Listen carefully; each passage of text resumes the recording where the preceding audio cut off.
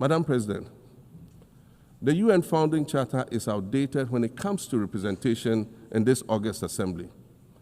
The most powerful post-World War II nations are still being rewarded with an almost totalitarian guardianship over the rest of the world.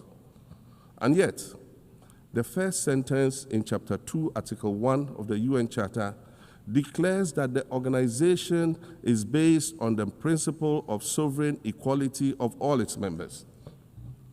If this were true, and was the case, a continent as large as Africa, with its numerous UN member states, would have at least one permanent seat on the Security Council.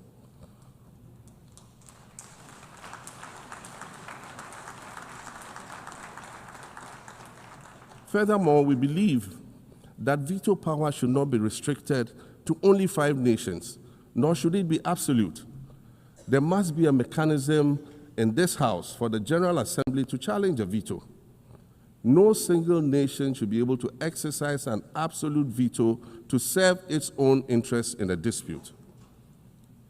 In 1995, during the 50th anniversary of the United Nations, Nelson Mandela stood in this very spot, and he said, "The United Nations has to reassess its role, redefine its profile, and reshape its structures.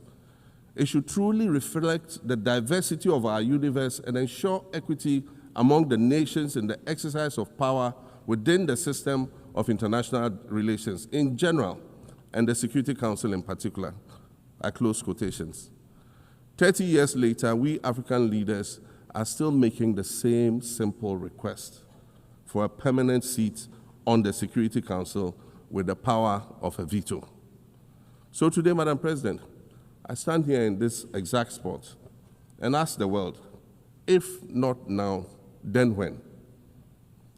We demand not only a reform of the Security Council, but also a reset of the global financial architecture, which is currently rigged against Africa. Africa must have a greater say in the world's multilateral financial institutions. And while I'm making requests,